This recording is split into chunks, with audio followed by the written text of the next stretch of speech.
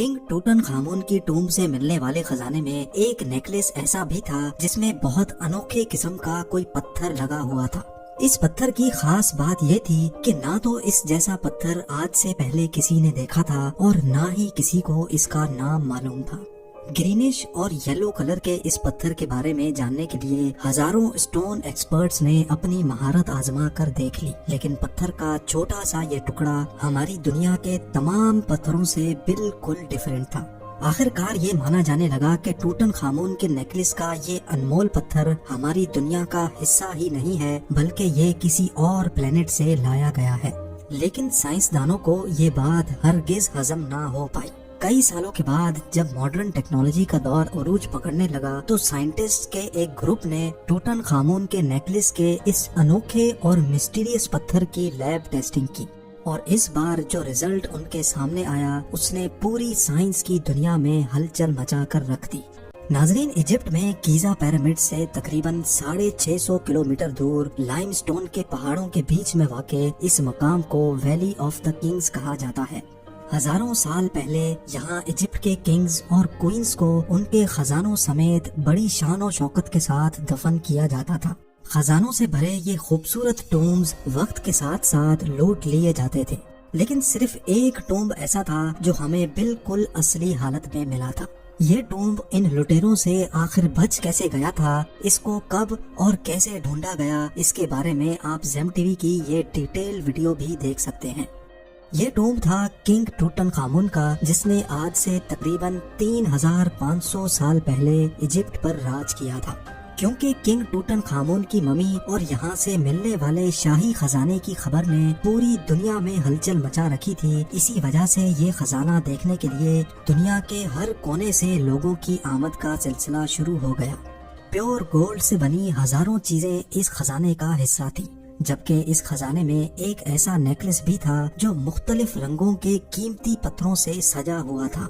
इन पत्थरों में से सबसे बड़ा और सबसे खूबसूरत पत्थर नेकलेस के बीच में लगा हुआ देखा जा सकता है। बाकी तमाम चीजें तो सबकी पहचान में आ रही थी, लेकिन नेकलेस पे लगा ये खूबसूरत पत्थर आज से पहले किसी ने भी नहीं देखा था। हजारों मिनरलॉजिस्ट और स्टोन एक्सपर्ट्स बुलवाए गए, लेकिन इसकी असल हकीकत से पर्दा ना उठ सका। हमारी दुनिया में अभी तक 200 से भी ज्यादा जेम स्टोन्स पाए जाते हैं, लेकिन हैरत अंगेज तौर पे ये अजीब पत्थर इन सब से काफी ज्यादा डिफरेंट था। कुछ तो था पत्थर के इस अनमोल टुकड़े में जो अनकरीब सबको चौंका देने वाला था। वहाँ के लोकल्स ये बात मानने पर मजबूर हो गए कि टूटन खामून के नेकलेस का ये पत्थर कोई जादुई पत्थर है या फिर ये किसी और प्लेनेट से लाया गया है।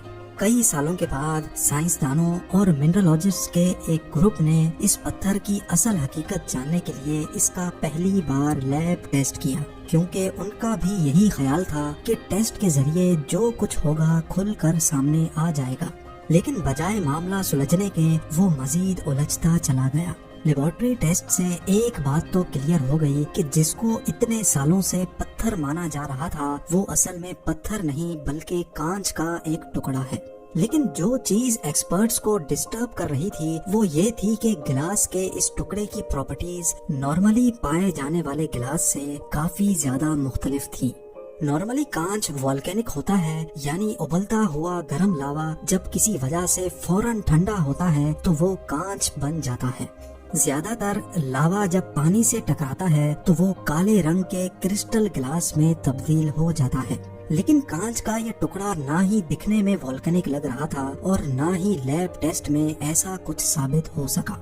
लेबोरेटरी टेस्ट से मजीद ये भी जाना गया कि गिलास का ये टुकड़ा 1800 डिग्री सेंटीग्रेड से भी ज्यादा के टेम्परेचर पे बनाया गया है, जबकि वॉल्केनो से निकलने वाला उबलता हुआ लावा सिर्फ 1100 डिग्री सेंटीग्रेड जितना ही गर्म होता है। गिलास का ये टुकड़ा 3500 साल पहले एंशिएंट इजिप्शियंस के पास आखिर आया कहाँ से था, और यही वो सवाल था जो रिसर्चर्स की टीम को लगातार परेशान कर रहा था। दुनिया भर के इजिप्टोलॉजिस्ट, साइंटिस्ट और मिनरलॉजिस्ट सर जोड़कर बैठ गए, क्योंकि टूटन खामून के नेकलेस पर लगा कांच का ये टुकड़ा अब एक मिस्ट्री बन चुका था। कई साल गुजर गए, लेकिन बदकिस्मती से कोई भी ये मालूम ना कर सका कि आखिर ये अनमोल कांच आया तो आया कहाँ से। لیکن پھر آخر وہ دن آ ہی گیا جس کا سب کو انتظار تھا۔ افریقن صحارا جو کہ اتنا بڑا ہے کہ اس نے کئی ملکوں کو اپنی لپیٹ میں لیا ہوا ہے۔ 92 لاکھ اسکوائر کلومیٹر پر پھیلا ہوا یہ ڈیزرٹ الجیریا، موریٹانیا، مالی، نائجر، لیبیا اور سوڈان کے ساتھ ساتھ اس کا ایک بہت بڑا حصہ ایجپٹ میں بھی آتا ہے۔ ایجپٹ کا شہر کائرو، جہاں کے میوزیم میں ٹوٹن خامون کا خزانہ موجود ہے، وہاں سے تقریباً 1000 کلومیٹر دور بیچوں بیچ ڈیزرٹ سے ایک قافلہ گزر رہا تھا۔ انہوں نے نوٹس کیا کہ ریگستان کے اس حصے میں دور دور تک ریت پر کچھ چیزیں پڑی چمک رہی تھی۔ قریب جا کر دیکھا گیا تو گرم ریت پر ہزاروں نہیں بلکہ لاکھوں کانچ کے ٹکڑے بکھرے پڑے تھے، اور یہ کانچ کی وہی قسم تھی جو ٹوٹن خامون کے نیکلس میں پائی گئی تھی۔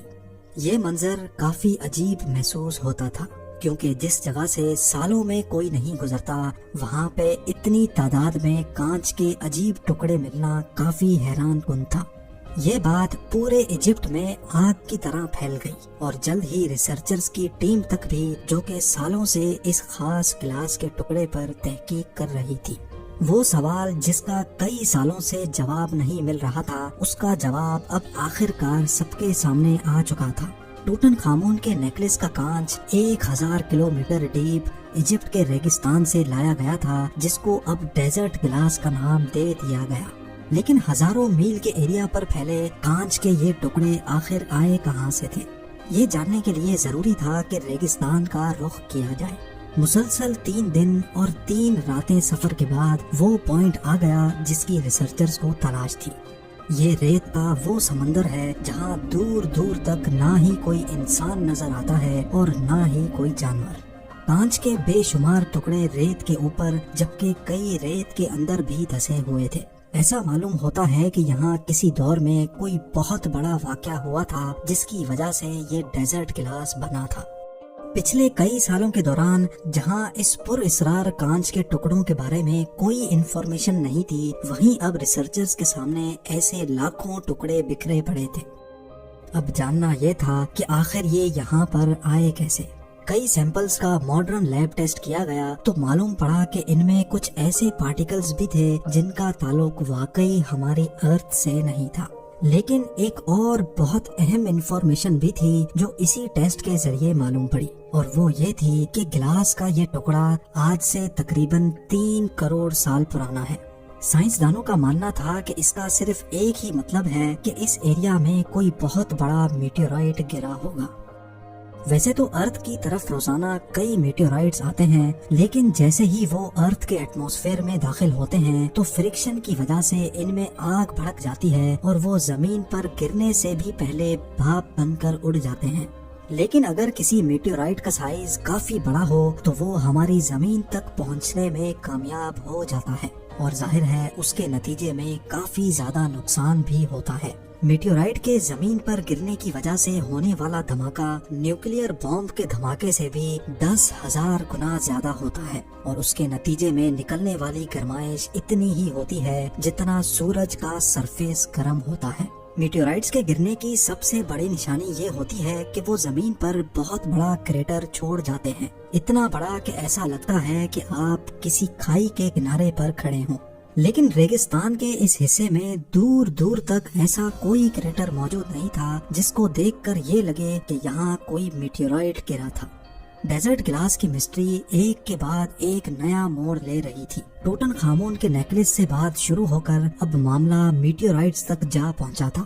گلاس ایکسپرٹس سے لے کر میٹیورائٹ ایکسپرٹس تک سارے یہی گتھی سلجھانے میں لگے تھے۔ لیکن پھر فاروق الباز، جو کہ ایک سائنٹسٹ اور جیولوجسٹ بھی ہیں، انہوں نے اس الجھی ہوئی گتھی کو آخر کار سلجھا ہی دیا۔ ڈاکٹر فاروق نے سیٹلائٹ امیج کے ذریعے ریگستان کے اس حصے سے 100 کلومیٹر دور ایک ایسے اسپاٹ کی نشاندہی کی جہاں کسی دور میں میٹیورائٹ گرا تھا۔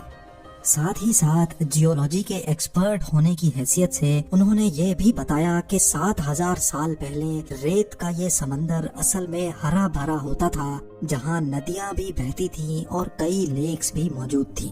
کیونکہ یہ گلاس 3 کروڑ سال پرانا ہے اور تب یہاں کا نقشہ ڈیفرنٹ ہوا کرتا تھا۔